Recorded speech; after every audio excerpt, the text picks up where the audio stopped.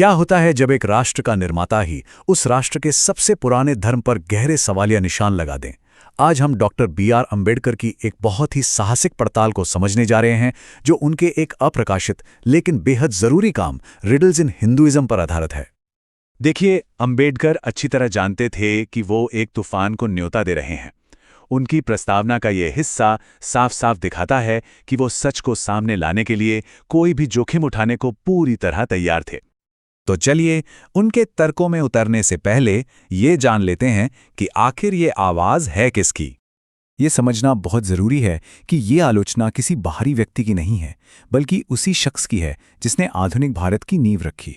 वो सिर्फ एक आलोचक नहीं थे, बल्कि एक राष्ट्र निर्माता थे, और यही बात उनके सवालों को और भी ज़्यादा वजन देती है। तो सवाल उठता है, अंबेडकर ने ये किताब लिखी क्यों? उनका मकसद, आप कह सकते हैं, बिल्कुल सीधा था। वो उस धारणा को चुनौती देना चाहते थे कि हिंदू धर्म हमेशा से एक जैसा रहा है, यानी सनातन है। वो लोगों को उस चीज से जगाना चाहते थे जिससे वो ब्राह्मणवादी धर्मशास्त्र का दलदल कहते थे। तो चलिए, अब आते हैं उनकी पहली और शायद सबसे बुनियादी पहेली पर, जो पहचान के सवाल से जुड़ी है। यह एक साधारण सा सवाल लगता है ना? लेकिन अंबेडकर के लिए इसका जवाब देना लगभग नामुमकिन था। और बस यही तो है इस पहेली का सार। देखिए, अंबेडकर ने धार्मिक पहचान के हर पैमाने को हिंदू धर्म पर लागू करके देखा और पाया कि कोई भी पैमाना पूरी तरह से फिट नहीं बैठता। कोई एक ईश्वर नहीं है, कोई एक तय ग्रंथ नहीं है, रीति रिवाजों में जबरदस्त भिन्नता है, और तो और जाति व्यवस्था भी जो इतनी केंद्रीय लगती है, वो भी सिर्फ हिंदुओं तक सीमित नहीं है।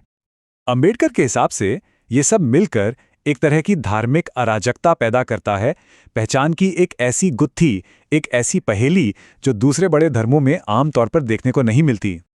पहचान की इस पहेली के बाद अंबेडकर हिंदू धर्म की जड़ों की तरफ मुड़ते हैं, यानी वेदों की ओर। और जानते हैं क्या? यहां उन्हें एक और पहेली मिलती है। सोचिए, किसी भी धर्म के लिए यह कितना बुनियादी सवाल है कि उसके पवित्र ग्रंथ आए कहां से। लेकिन अंबेडकर ने पाया कि हिंदू धर्म में इसका कोई एक सीधा सपाट जवाब है ही नहीं। मतलब आप देखिए, खुद धर्म ग्रंथों के अंदर ही कितनी अलग अलग कहानियां हैं। कहीं लिखा है कि वेद एक बलिदान से पैदा हुए, कहीं समय से, तो कहीं किसी देवता की दाढ़ी से। ये एक ऐसा चक्रव्यूह है, एक ऐसा विरोधाभास है कि कोई एक जवाब मिलना लगभग नामुमकिन हो जाता है। अब हम अंबेडकर की आलोचना के केंद्र में आते हैं, या कह सकते हैं सबसे गहरे हिस्से पर, और ये है वेदों को अचूक यानी इनफैलिबल मानने का सिद्धांत। तो पहेली ये है कि जिन ग्रंथों की उत्पत्ति को लेकर ही इतने सारे मतभेद हैं, उन्हें आखिर परम और निर्विवाद सत्य यानी अनक्वेश्चनेबल अथॉरिटी कैसे मान लिया गया? इसका जवाब छिपा है अपौरुषेय की अवधारणा में। इसका सीधा सा मतलब है जो किसी पुरुष यानी इंसान द्वारा नहीं बनाया गया। और तर्क यह है कि अगर कोई चीज इंसान ने नहीं बनाई तो उसमें इंसानी गलतियां भी नहीं हो सकती, मतलब वो परफेक्ट है, अचूक है। लेकिन अंबेडकर बताते हैं कि ऐसा हमेशा से नहीं था। इसमें एक बहुत बड़ा ऐतिहासिक बदलाव आया। देखिए, शुरुआत में अधिकार विद्वानों की आपसी सहमति पर टिका था। फिर बाद में इसमें परंपरा और बुद्धिमान लोगों का आचरण भी जुड़ गया। और फिर बहुत बाद में जाकर ये सारा अधिकार सिर्फ और सिर्फ वेदों तक ही सीमित कर दिया गया। लेकिन कहानी यहीं खत्म नहीं होती। पहली तब और भी उलझ जाती है जब मीमांसा दर्शन इससे भी एक कदम आगे बढ़ जाता है। वो कहते हैं कि वेद न तो इंसानों ने बनाए हैं और न ही भगवान ने। तो सवाल उठता है, फिर आखिर किसने? देखिए, दार्शनिक जेमिनी का तर्क कुछ ऐसा है। पहला, ईश्वर का कोई शरीर नहीं है तो वो बोल कैसे सकता है?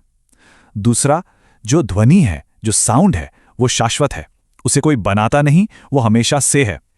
तीसरा, शब्दों और उनके मतलब का जो रिश्ता है वो भी हमेशा से रहा है। तो नतीजा क्या निकला?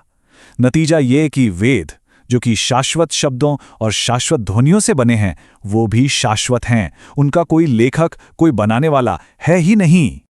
तो इन सारी पहेलियों को सामने रखने के बाद अंबेडकर खुद बताते हैं कि आखिर ये सवाल उठाना इतना जरूरी क्यों है। ये अंबेडकर के पूरे काम का निचोड़ है।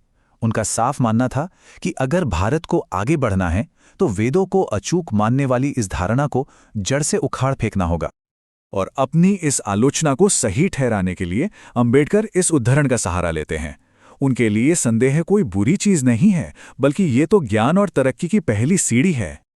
तो आखिर अंबेडकर क्या चाहते थे? क्या धर्म को नष्ट करना? नहीं, उनके अपने ही शब्दों में उनका असली मकसद हिंदू मन को बंधनों से आजाद करना था और लोगों को तर्कसंगत सोच की तरफ बढ़ाना था। और अंत में हम सबके सोचने के लिए यही सवाल रह जाता है, एक ऐसा सवाल जो अंबेडकर के काम का सार है और शायद आज भी उतना ही प्रासंगिक है, कि क्या संदेह आस्था के लिए एक खतरा है या फिर प्रगति का एकमात्र रास्ता?